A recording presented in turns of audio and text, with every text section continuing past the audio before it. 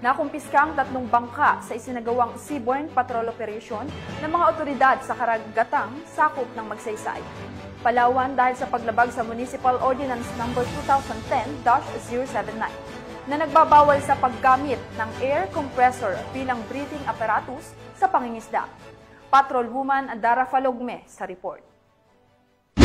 3 bangka ang nasabat ng mga otoridad sa isang matagumpay na seaborne patrol operation na isinagawa sa katubigan sakop ng bayan ng Magsaysay, Palawan, dakong alas 4:30 ng hapon nito lamang Hunyo taong kasalukuyan.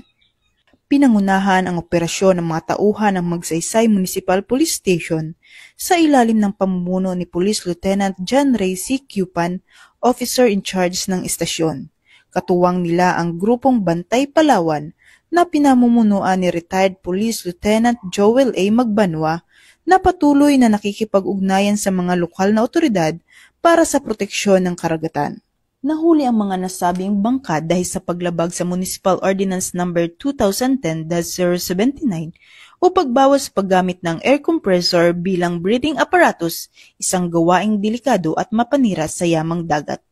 Municipal Ordinance No. 2020-239 o pagbawal sa pagpasok ng mga transient fishermen at Municipal Tax Ordinance No. 116 of 2013 na nag-uutos ng tamang pagbayad ng buwis at regulasyon para sa mga bangkang pangisda na pumapasok sa nasasakupan ng Magsaysay.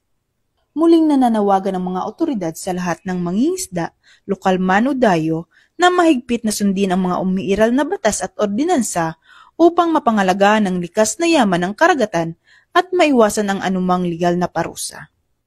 Mula dito sa home of the Police Eco Warriors, Calapan City, Oriental, Mindoro, ako ang inyong PNN correspondent, Patrolwoman Dara Falogme, alagad ng batas, tagataguyod ng balitang pulis.